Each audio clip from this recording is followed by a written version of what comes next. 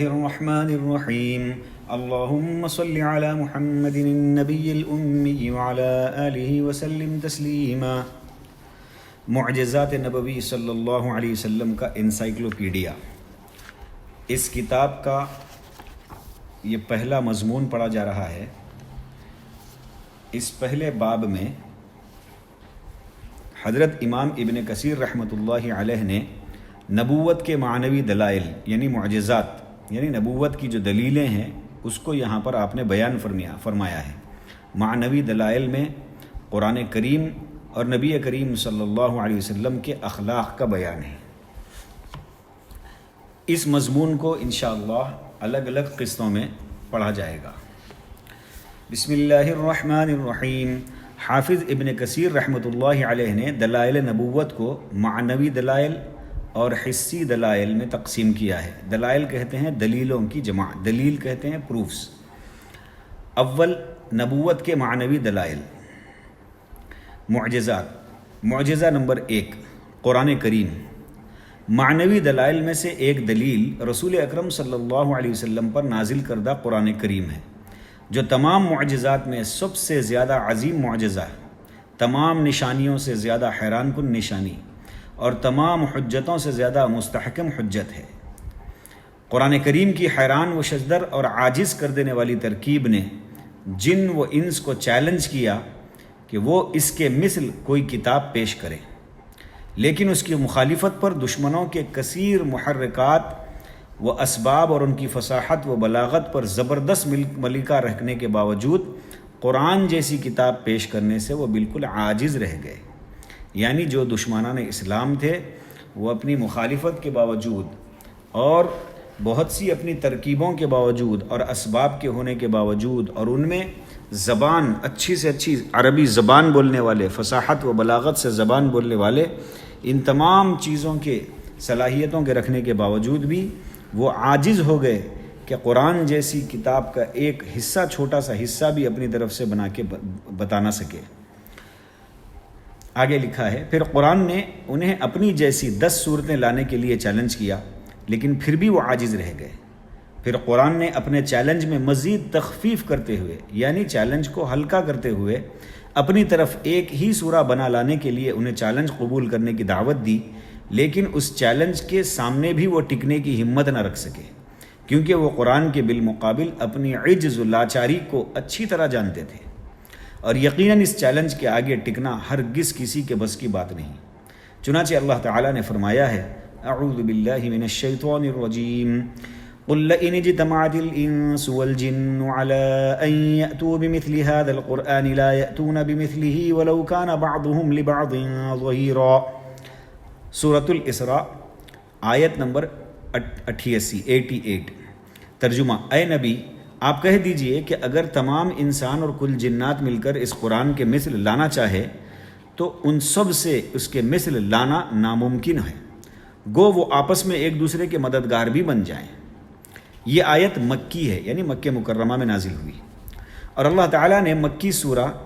الطور میں یعنی سورہ طور میں فرمایا، ام یقولون تقولہ بل لا یؤمنون فلیأتوا بحدیث مثلہ ان کانوا صادقین۔ ترجمہ، کیا یہ کہتے ہیں کہ اس نبی نے قرآن خود گھڑ لیا ہے؟ واقعہ یہ ہے کہ وہ ایمان نہیں لاتے۔ اچھا، اگر یہ سچے ہیں تو بھلا اس جیسی ایک ہی بات یہ بھی تو لے آئیں۔ یعنی تم کفار اپنے اس دعوے میں سچے ہو کہ محمد صلی اللہ علیہ وسلم نے اس قرآن کو اپنے پاس سے بنا کر پیش کیا ہے، تو وہ تمہارے ہی جیسے ایک انسان ہے۔ ذرا تم بھی ان کے لائے ہوئے کلام کے مانند کوئی کلام لے آؤ تو صحیح، کیونکہ تم بھی تو انہی کی طرح ایک انسان ہو۔ نیز اللہ تعالیٰ نے مدنی سورہ یعنی مدینہ منورہ میں نازل ہونے والے سورہ بقرہ میں اس چیلنج کا اعادہ کرتے ہوئے فرمایا، وَإِن كُنتُمْ فِي رَيْبٍ مِّمَّا نَزَّلْنَا عَلَىٰ عَبْدِنَا فَأْتُوا بِسُورَةٍ مِّن مِّثْلِهِ وَادْعُوا شُهَدَاءَكُم مِّن دُونِ اللَّهِ إِن كُنتُمْ صَادِقِينَ فَإِن لَّمْ تَفْعَلُوا وَلَن تَفْعَلُوا فَاتَّقُوا النَّارَ الَّتِي وَقُودُهَا النَّاسُ وَالْحِجَارَةُ أُعِدَّتْ لِلْكَافِرِينَ۔ یہ سورہ بقرہ کی آیت نمبر 23 اور 24 تھی، جس کا ترجمہ ہے، ہم نے جو کچھ اپنے بندے پر اتارا ہے اس میں اگر تمہیں شک ہو اور تم سچے ہو تو اس جیسی ایک صورت تو بنا لاؤ۔ تمہیں اختیار ہے کہ اللہ تعالیٰ کے سوا اپنے مددگاروں کو بھی بلا لو۔ بس اگر تم نے نہ کیا اور تم ہرگز نہیں کر سکتے تو اس سے سچا مان کر اس آگ سے بچو جس کا ایندھن انسان اور پتھر ہیں، جو کافروں کے لیے تیار کی گئی ہے۔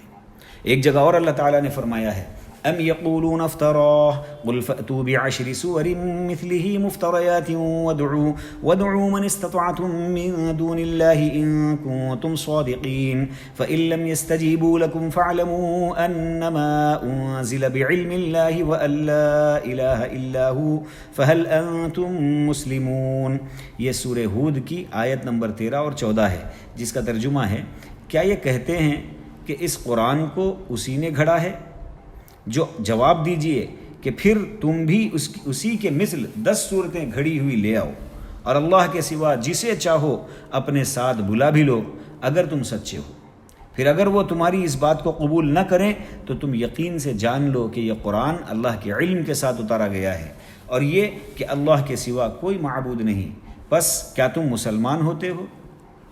آگے اور ایک جگہ اللہ تعالیٰ نے فرمایا ہے وما كان هذا القرآن أن يفترى من دون الله ولكن تصديق الذي بين يديه وتفصيل الكتاب لا ريب فيه من رب العالمين أم يقولون افتراه قل فأتوا بسورة مثله وادعوا من استطعتم من دون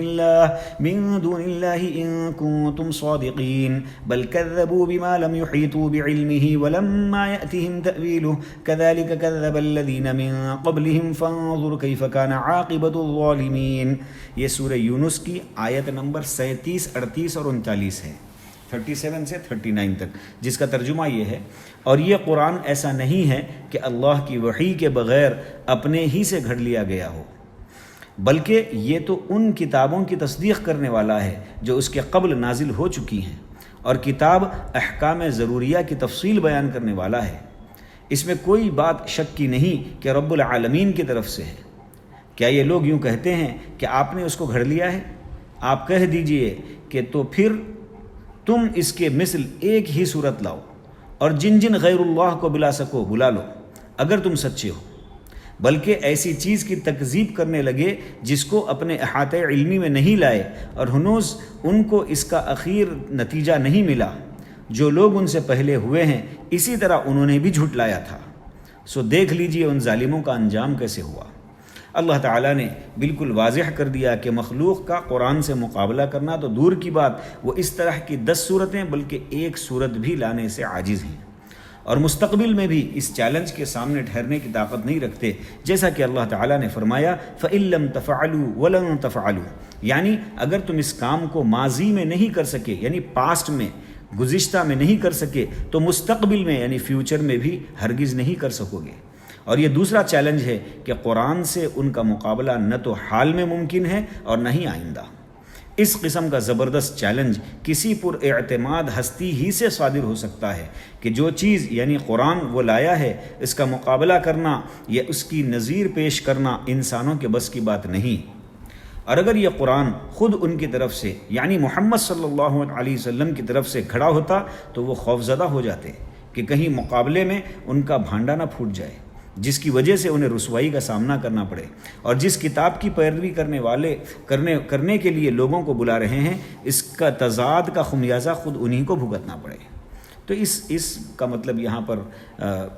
مؤلف نے یہ لکھا ہے، حضرت امام ابن کثیر رحمۃ اللہ نے لکھا ہے کہ یہ نبی پاک صلی اللہ علیہ وسلم کی طرف سے گھڑا ہوا ہے، یعنی آپ صلی اللہ علیہ وسلم نے خود یہ کلام پاک بولا ہے، جیسے کفار و مشرکین کی طرف سے جو ہے ہمیشہ تکذیب کی جاتی تھی، بولا جاتا تھا، تو ایسا بالکل نہیں ہے۔ اگر ایسا ہوتا تو اللہ کے نبی صلی اللہ علیہ وسلم خوفزدہ بھی ہو جاتے اگر کوئی مقابلے کے لیے آتا تو، اور پھر جو ہے رسوائی کا سامنا کرنا پڑتا۔ ایسا کچھ نہیں ہے، بلکہ کلام پاک تو اللہ کا کلام ہے۔ آگے لکھا ہے کہ ہر ذی عقل شخص اس حقیقت سے بخوبی واقف ہے کہ محمد صلی اللہ علیہ وسلم اللہ کی مخلوق میں سب سے زیادہ عقل مند تھے، بلکہ مطلقاً ان میں سب سے زیادہ عاقل اور کامل و اکمل تھے، اور آپ صلی اللہ علیہ وسلم نے اس امر یعنی قرآن کریم کو یہ جانتے ہوئے پیش کیا کہ اس کا مقابلہ کرنا ممکن نہیں۔ اور یقیناً ہوا بھی ایسا ہی کہ رسول اکرم صلی اللہ علیہ وسلم کے زمانے سے لے کر ہمارے اس زمانے تک کوئی بھی قرآن کا نظیر بلکہ اس کی ایک سورہ ہی کی مثل پیش نہیں کر سکا، اور ایسا کبھی ممکن بھی نہیں ہے، کیونکہ یہ دونوں جہانوں کے رب کا کلام ہے جس کے مشابہ اس کی مخلوق میں سے کوئی بھی شے نہیں ہے، نہ تو اس کی ذات میں، نہ صفات میں، اور نہ اس کے افعال میں۔ تو بھلا مخلوق کا کلام خالق کے کلام کے مشابہ کیسے ہو سکتا ہے؟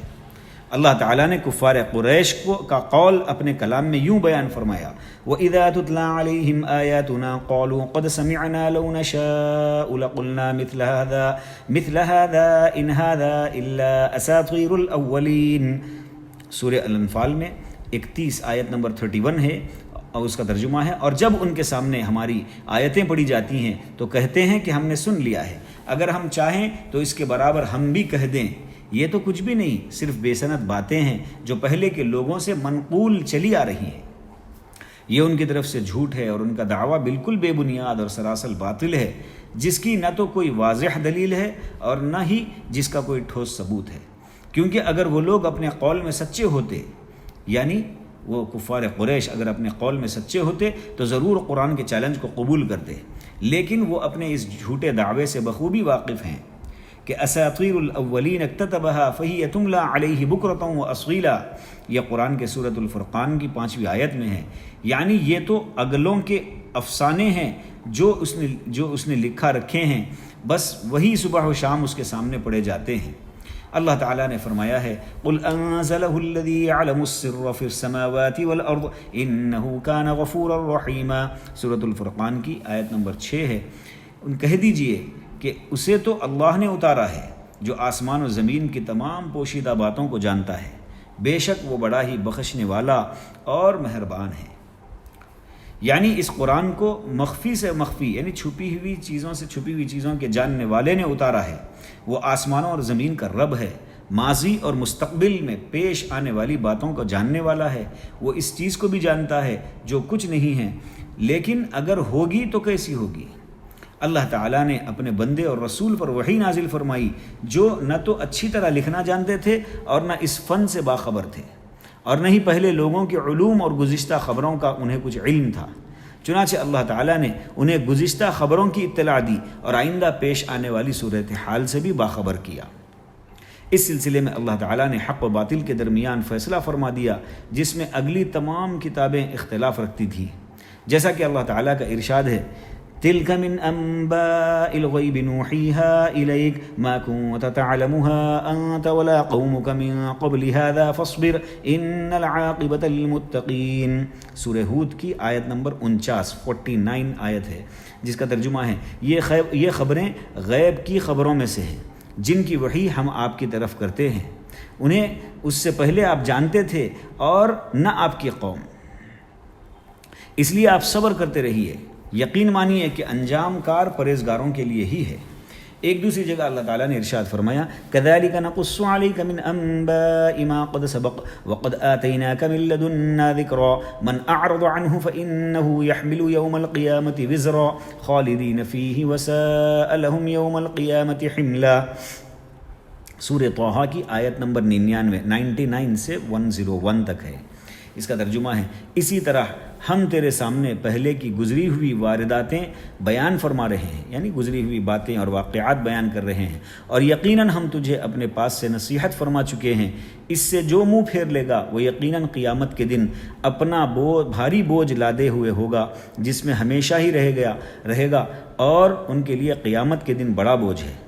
اور اللہ تعالیٰ نے یہ بھی ارشاد فرمایا، وَأَنزَلْنَا إِلَيْكَ الْكِتَابَ بِالْحَقِّ مُصَدِّقًا لِمَا بَيْنَ يَدَيْهِ مِنَ الْكِتَابِ وَمُهَيْمِنًا عَلَيْهِ الآیہ۔ پوری آیت لمبی ہے، اس کا تھوڑا سا یہاں پر لکھا گیا ہے۔ یہ سورہ مائدہ کی 48ویں آیت 48ویں آیت ہے، جس کا ترجمہ ہے، اور ہم نے آپ کی طرف حق کے ساتھ یہ کتاب نازل فرمائی ہے جو اپنے سے اگلی کتابوں کی تصدیق کرنے والی ہے اور ان کی محافظ ہے۔ اور ایک جگہ دوسری جگہ ارشاد فرمایا، وَمَا كُنْتَ تَتْلُو مِن قَبْلِهِ مِن كِتَابٍ وَلَا تَخُطُّهُ بِيَمِينِكَ إِذًا لَّارْتَابَ الْمُبْطِلُونَ۔ یہ سورہ عنکبوت کی آیت نمبر 48 سے 52 تک کے آیتیں لکھی گئی ہیں، اور اس کا ترجمہ پڑھا جا رہا ہے۔ اس سے پہلے تو آپ کوئی کتاب پڑھتے نہ تھے اور نہ کسی کتاب کو اپنے ہاتھ سے لکھتے تھے کہ یہ باطل پرست لوگ شک و شبہ میں پڑھتے، بلکہ یہ قرآن تو روشن آیتیں ہیں جو اہل علم کے سینوں میں محفوظ ہیں۔ ہماری آیتوں کا منکر بجز ظالموں کے اور کوئی نہیں۔ انہوں نے کہا ہے کہ اس پر کچھ نشانیاں یعنی معجزات اس کے رب کی طرف سے کیوں نہیں اتارے گئے؟ آپ کہہ دیجئے کہ نشانیاں تو سب اللہ کے پاس ہیں، میں تو صرف کھلم کھلا آگاہ کر دینے والا ہوں۔ کیا انہیں یہ کافی نہیں کہ ہم نے آپ پر کتاب نازل فرما دی جو ان پر پڑھی جا رہی ہے، اس میں رحمت بھی ہے، نصیحت بھی ہے، اور ان لوگوں کے لیے جو ایماندار ہیں۔ کہہ دیجئے کہ مجھ میں اور تم میں اللہ تعالیٰ گواہ ہونا کافی ہے۔ وہ آسمان و زمین کی ہر چیز کا عالم ہے۔ جو لوگ باطل کے ماننے والے ہیں اور اللہ تعالیٰ سے کفر کرنے والے ہیں وہ زبردست نقصان اور گھاٹے میں ہیں۔ اللہ تعالیٰ نے واضح کر دیا کہ در حقیقت گزشتہ اور آئندہ کے علم اور لوگوں کے درمیان ہونے والے فیصلے پر مشتمل اس کتاب کا ایک ان پڑھ نبی پر نازل کرنا اس کی صداقت کی دلیل ہے، یعنی اس کتاب کی سچائی کی دلیل یہ ہے۔ اور آگے اللہ تعالیٰ نے فرمایا وَإِذَا تُتْلَى عَلَيْهِمْ آيَاتُنَا بَيِّنَاتٍ قَالَ الَّذِينَ لَا يَرْجُونَ لِقَاءَنَا ائْتِ بِقُرْآنٍ غَيْرِ هَذَا أَوْ بَدِّلْهُ قُلْ مَا يَكُونُ لِي أَنْ أُبَدِّلَهُ مِنْ تِلْقَاءِ نَفْسِي إِنْ أَتَّبِعُ إِلَّا مَا يُوحَىٰ إِلَيَّ إِنِّي أَخَافُ إِنْ عَصَيْتُ رَبِّي عَذَابَ يَوْمٍ عَظِيمٍ۔ اور آگے آیتیں ہیں سورہ یونس کی آیت نمبر 15 سے 17 تک ہے، جس کا ترجمہ ہے اور جب ان کے سامنے ہماری آیتیں پڑھی جاتی ہیں جو بالکل صاف صاف ہیں تو یہ لوگ جن کو ہمارے پاس آنے کی امید نہیں ہے یوں کہتے ہیں کہ اس کے سوا کوئی دوسرا قرآن لائیے یا اس میں کچھ ترمیم کر دیجئے۔ آپ صلی اللہ علیہ وسلم ان سے یوں کہہ دیجئے کہ مجھے یہ حق نہیں کہ میں اپنی طرف سے اس میں ترمیم کروں، ترمیم یعنی چینجز، بس میں تو اسی کا اتباع کروں گا جو میرے پاس وحی کے ذریعے سے پہنچا ہے۔ اگر میں اپنے رب کی نافرمانی کروں تو میں ایک بڑے دن کے عذاب کا اندیشہ رکھتا ہوں۔ آپ یوں کہہ دیجئے کہ اگر اللہ کو منظور ہوتا تو نہ تو میں وہ پڑھ کر سناتا اور نہ اللہ تعالیٰ تم کو اس کی اطلاع دیتا، کیونکہ میں اس سے پہلے سے تو ایک بڑے حصے عمر تک تم میں رہ چکا ہوں، پھر کیا تمہیں عقل نہیں رکھتے؟ تم عقل نہیں رکھتے؟ سو اس شخص سے زیادہ ظالم کون ہوگا جو اللہ پر جھوٹ باندھے یا اس کی آیتوں کو جھوٹا بتلائے؟ یقیناً ایسے مجرموں کی اصلاً فلاح نہ ہوگی۔ یعنی میں محمد صلی اللہ علیہ وسلم اپنی طرف سے اس میں کسی رد و بدل کی طاقت نہیں رکھتا۔ یقیناً اللہ تعالیٰ جو کچھ چاہتا ہے مٹاتا ہے اور جو کچھ چاہتا ہے باقی رکھتا ہے، اور میں اس کا مبلغ ہوں، اور میں جس چیز کو تمہارے پاس لایا ہوں اس میں میری صداقت کو تم خوب اچھی طرح جانتے ہو، کیونکہ میری پرورش و پرداخت تمہارے ہی درمیان میں ہوئی ہے اور تم میرے نسب اور میری صداقت و امانت سے بخوبی واقف ہو۔ میں نے اپنی زندگی میں کبھی بھی تم سے جھوٹ نہیں بولا، لہٰذا یہ میرے لیے کیسے ممکن ہے کہ میں اللہ عز و جل پر جھوٹ بولوں بیٹھوں جو نفع و نقصان کا مالک ہے، ہر چیز پر قادر ہے اور ہر چیز کا جاننے والا ہے۔ بھلا اللہ پر جھوٹ بولنے یا اس کی طرف غلط نسبت کرنے سے بڑا جھوٹ اور کیا ہو سکتا ہے؟ جیسا کہ اللہ تعالیٰ کا ارشاد ہے وَلَوْ تَقَوَّلَ عَلَيْنَا بَعْضَ الْأَقَاوِيلِ لَأَخَذْنَا مِنْهُ بِالْيَمِينِ ثُمَّ لَقَطَعْنَا مِنْهُ الْوَتِينَ فَمَا مِنْكُمْ مِنْ أَحَدٍ عَنْهُ حَاجِزِينَ۔ یہ سورہ حاقہ کی آیت نمبر 44 سے 47، 44 سے 47 ہے، اس کا ترجمہ ہے اور اگر یہ ہم پر کوئی بھی بات بنا لیتا تو البتہ ہم اس کا داہنا ہاتھ پکڑ لیتے، پھر اس کی شہرک کاٹ دیتے، پھر تم میں سے کوئی بھی آدمی مجھے اس سے روکنے والا نہ ہوتا۔ یعنی اگر یہ محمد صلی اللہ علیہ وسلم ہم پر جھوٹ بولتے، یعنی اللہ تعالیٰ کے بارے میں جھوٹ اگر بولتے، تو اس آیت کے تفسیر میں حضرت نے لکھا ہے کہ اگر یہ محمد صلی اللہ علیہ وسلم ہم پر جھوٹ بولتے تو ہم ان سے سخت انتقام لیتے، اور اس سرزمین پر کسی کی بھی یہ طاقت نہیں جو ہمارے انتقام میں رکاوٹ بن کر ہمیں اس سے روک سکے۔ نیز اللہ تعالیٰ نے فرمایا وَمَنْ أَظْلَمُ مِمَّنِ افْتَرَىٰ عَلَى اللَّهِ كَذِبًا أَوْ قَالَ أُوحِيَ إِلَيَّ وَلَمْ يُوحَ إِلَيْهِ شَيْءٌ وَمَنْ قَالَ سَأُنزِلُ مِثْلَ مَا أَنزَلَ اللَّهُ إِلَى آیہ۔ پوری آیت ہے یہ سورہ انعام کی آیت نمبر 93 اس کا ترجمہ ہے اور اس شخص سے ظالم اور کون ہوگا جو اللہ تعالیٰ پر جھوٹ تہمت لگائے یا یوں کہے کہ مجھ پر وحی آتی ہے حالانکہ اس کے پاس کسی بات کی بھی وحی نہیں آئی، اور جو شخص یوں کہے کہ جیسا کلام اللہ نے نازل کیا اسی طرح کا میں بھی لاتا ہوں۔ اور اگر آپ اس وقت دیکھیں جبکہ یہ ظالم لوگ موت کی سختیوں میں